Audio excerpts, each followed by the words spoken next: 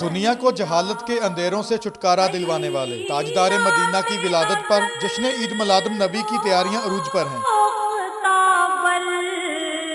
कारीगर कटाई के बाद कमाल महारत से सरिये को मुख्तलिफ मॉडल्स और हरूफ में मोड़कर वेल्डिंग की मदद से गुम्बद खजरा, कलमा तैयबा समेत मुख्तलिफ मॉडल्स तैयार करते हैं। शबीह रोज़ा रसूल है, कलमा दरूद शरीफ है, या अल्लाह या मोहम्मद, लोग आते हैं, बमा फैमिली आते हैं, अपने घरों को सजाने के लिए लेके जाते हैं।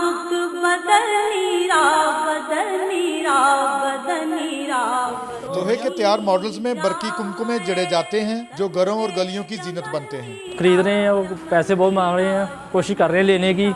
और ईद मिलाद नबी का भी दिन साल बाद आता है। शहरी घरों गलियों को मुनफरिद अंदाज में सजाने के लिए मुख्तलिफ मॉडल्स की खरीदारी में मसरूफ हैं।